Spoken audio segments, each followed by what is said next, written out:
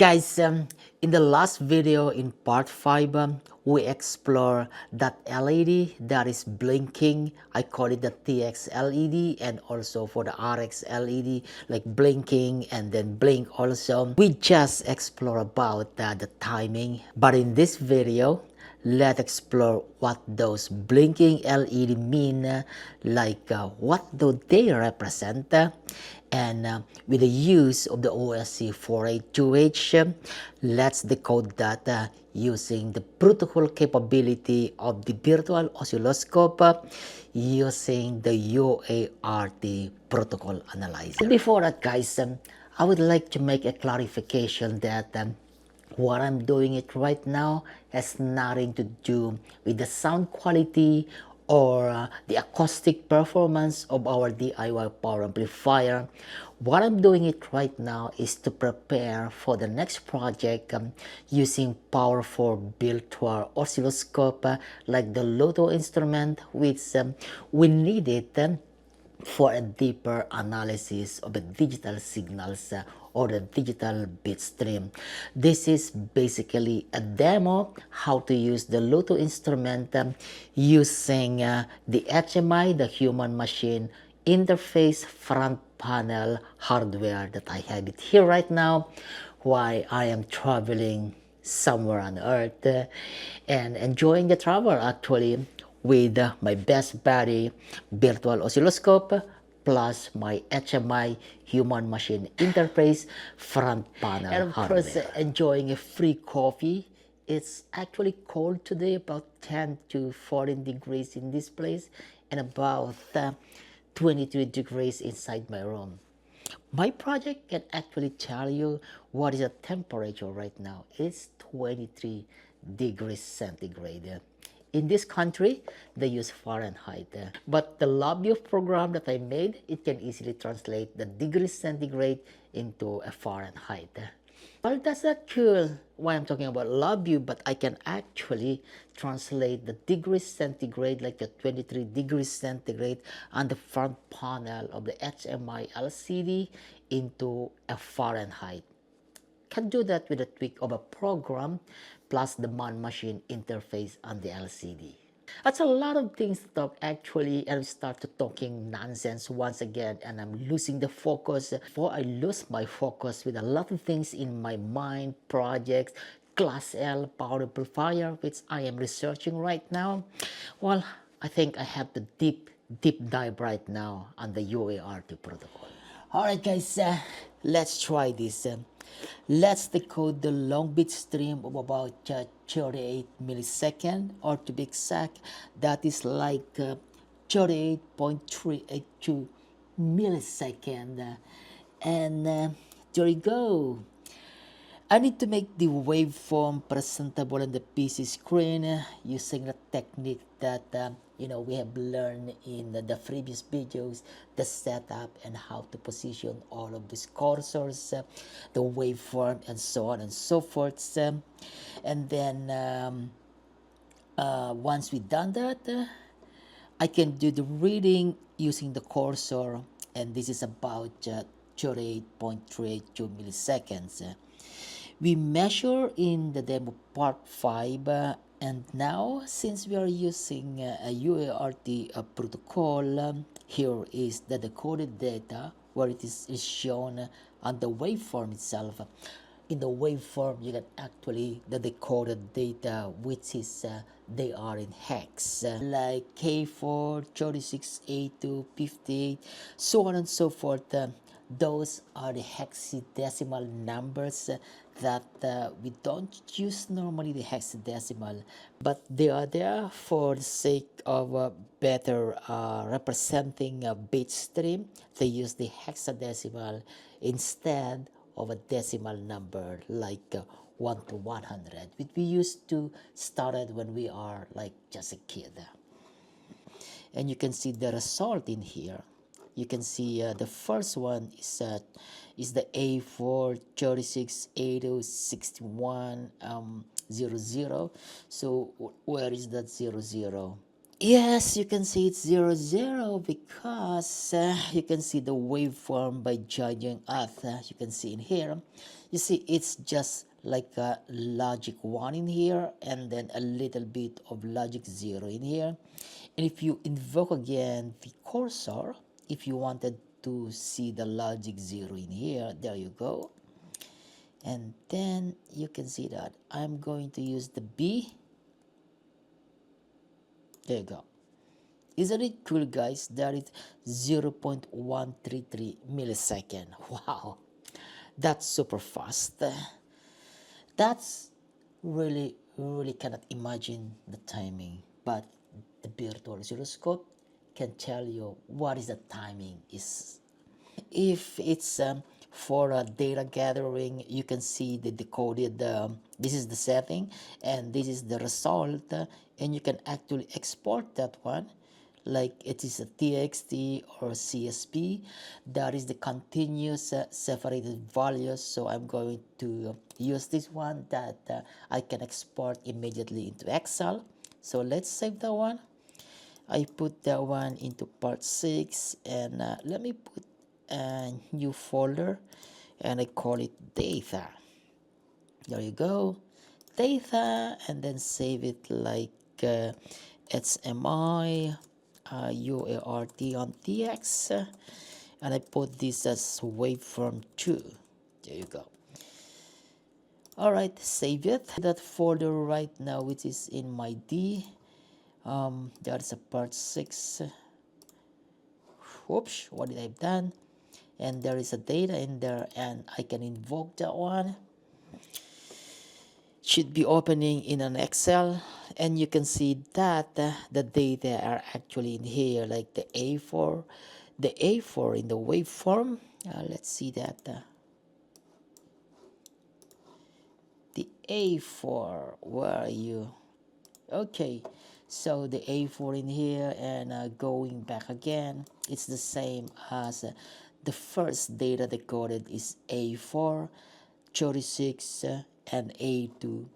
And we're talking about again a hexadecimal, with some you don't understand that, but we can actually put like A4 in here, A4, and then with the use of Excel we can actually put that one, and then hex to decimal. You can choose that one, click that one, and the value of A4 in decimal actually is 64, and we can follow the same as A2 61, blah blah blah blah blah, and the last one will gonna be 58.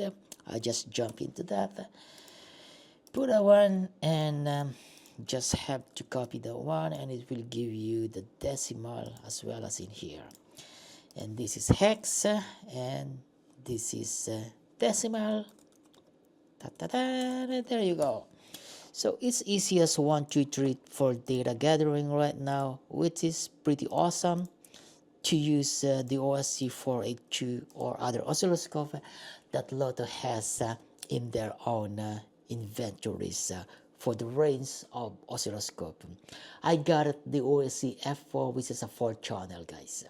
4-channel for my own adventure, and the virtual instrument from Loto Instrument. And what I do is to save this data in here, assuming that I would like to save it, the values of the logic 1 and logic 0, the timing, and I just have to click this save. This is the disk actually, and there is a txt again, and the CSV. Going to use the CSV, the continuous separated values, if I'm not mistaken, and then save it.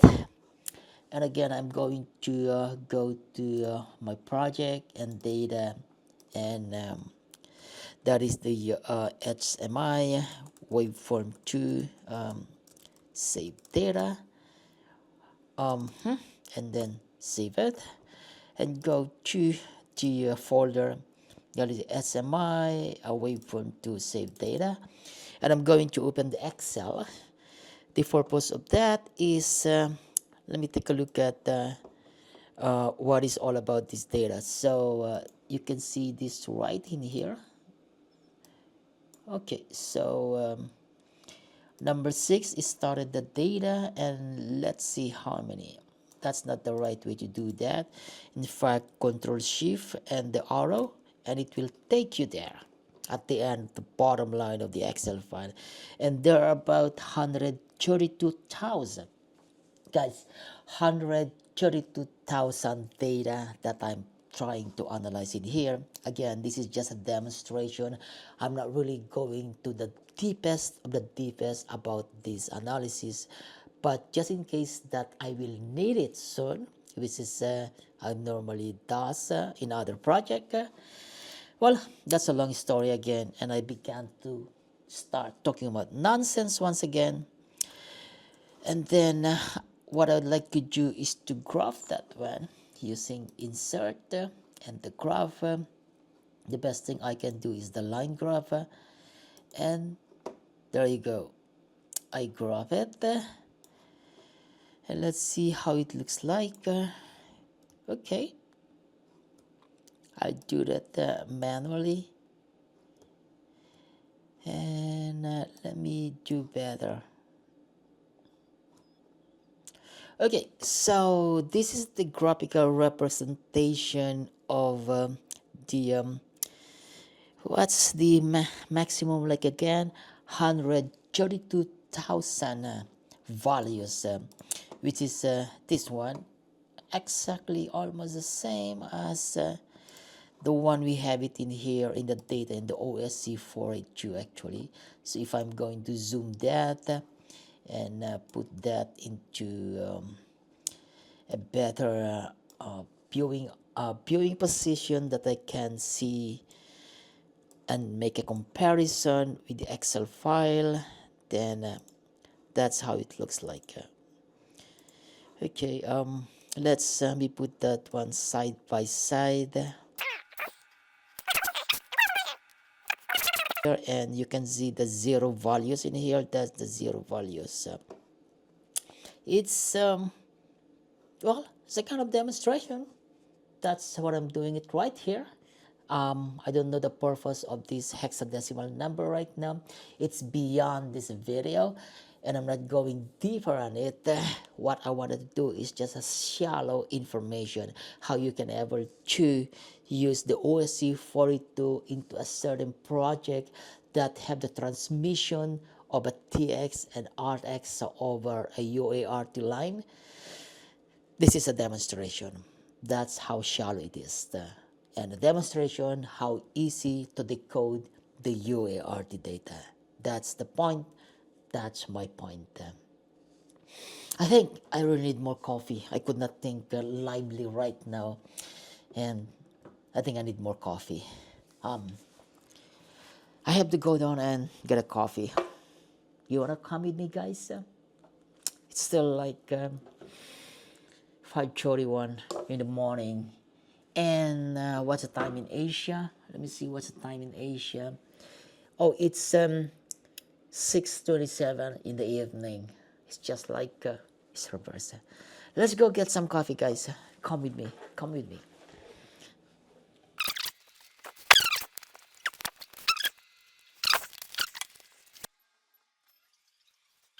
Go for the decoff.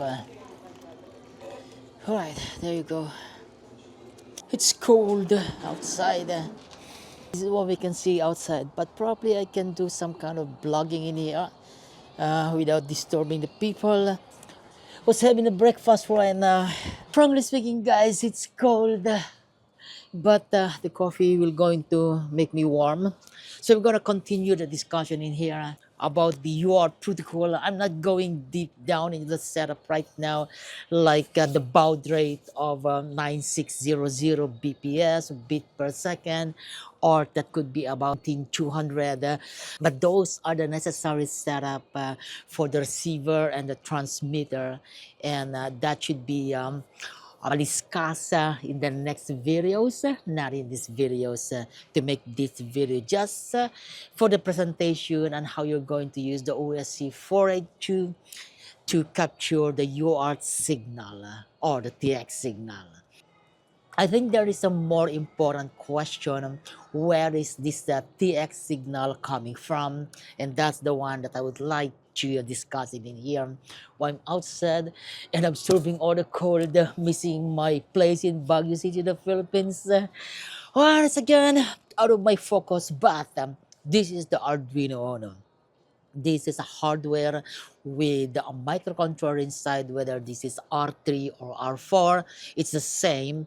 And we're not going to the details of that right now, but this Arduino Uno comes with a software that will drive the Nextion LCD to display something. That something could be a temperature or the volume control. So the microcontroller will send a command or instruction to the Nextion LCD, and how they communicate the Nextion LCD and the Arduino Uno, their communication protocol is known as UART, or the Universal Asynchronous Receiver Transmitter. So what I have done so far to make it a little bit cool is that I put an LED at the TX line and on the RX line. So you can see this LED right here that is blinking when the TX or the microcontroller will send the data to the Nextion to display the temperature or the volume control. And then as we can see in part 5, that in the video part, I mean that when it sends a command to the Nextion LCD, and the Nextion LCD will also send a command that I receive it. Like I throw you the ball, and you throw to me the ball as well. That means that it's a two-way communication. That's mean by the TX signal and the RX signal. As you can see in here, that the TX LED and the RX LED, they are blinking somehow. So not at the same time, but in a sequence. This is how I do to make it explain in probably in a better way, that I hope that I explain well while my mind is frozen in here with a free coffee from this hotel.